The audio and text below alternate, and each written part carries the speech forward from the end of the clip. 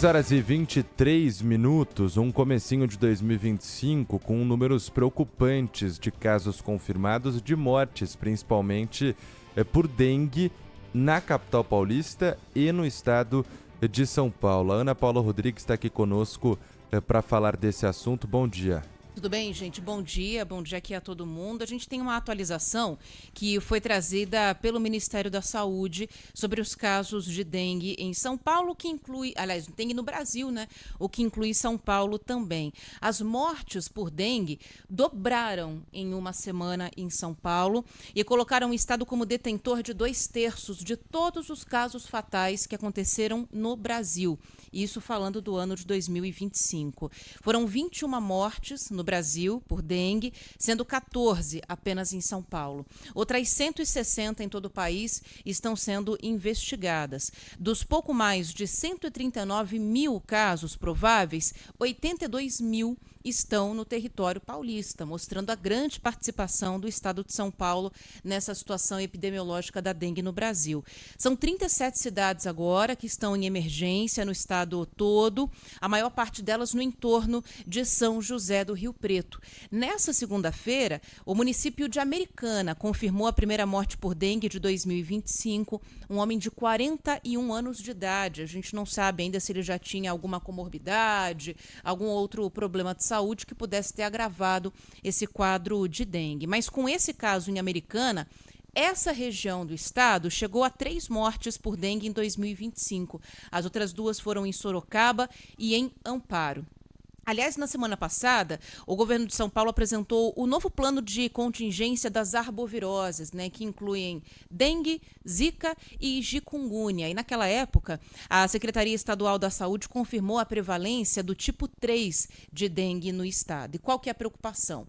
Esse é um tipo da doença que não circulava com tanta frequência pelo país. Então, tem muita gente ainda que pode se infectar. Existem 4 tipos de dengue e você só pode pegar cada um deles uma vez. Então, se a gente tem um tipo que não era tão comum circulando, mesmo as pessoas que já tiveram dengue podem se infectar. Então, aumenta muito o risco de que a gente tenha uma alta de contaminações. Na última sexta-feira, a Sociedade Brasileira de Imunizações emitiu um alerta sobre a baixa procura por vacinas contra a dengue. A gente tem falado tanto, tem pressionado, inclusive, para que haja aprovação quanto antes da vacina que o Instituto Butantan está produzindo, né? Está nas mãos da Anvisa liberar a aplicação ou não.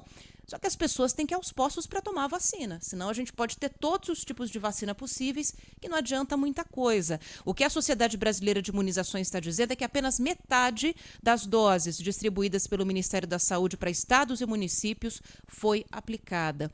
No ano passado, a gente bateu o recorde de casos e mortes de dengue. Foram mais de 6.100 mortes, mais de 6.600.000 casos. Então, estão aqui os números atualizados e o nosso pedido para que as pessoas reforcem os cuidados em casa, porque mesmo com a vacina, que ainda está muito limitada para uma faixa etária muito pequena, a gente precisa tomar os cuidados para evitar o criadouro dos mosquitos da dengue. E a gente sabe que são cuidados que a gente tem que ter na nossa casa, evitando água acumulada. Não precisa ser água totalmente limpa, água suja também já ajuda na proliferação do Aedes aegypti. Então a gente tem que tomar cuidado com qualquer pontozinho de acúmulo de água que a gente possa ter em casa.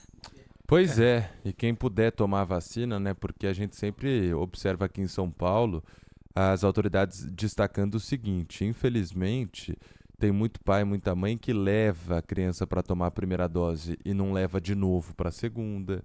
A vacina hoje, autorizada no Brasil para dengue, é aplicada em 2 doses com intervalo de 3 meses. Então, precisa lembrar de completar a vacina, porque senão não adianta também, não há a proteção. Ana, e acontece esse aumento do número de casos em São Paulo exatamente na semana em que a gente tem a situação perfeita para o mosquito, né? Muita chuva e calor. Muito calor, exatamente. Não é à toa que esse é o período em que a gente mais reforça a necessidade de ter esse tipo de cuidado para evitar a contaminação.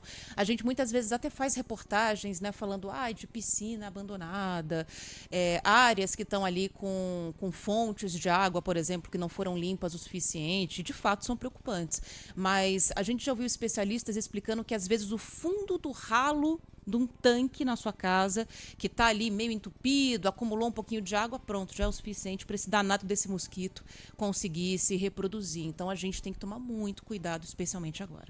E no ano passado a gente teve uma situação atípica, que foi uma alta nos casos e nos óbitos por dengue, num período que não era de chuva, né? Depois já. O calor persistiu, né? O calor persistiu.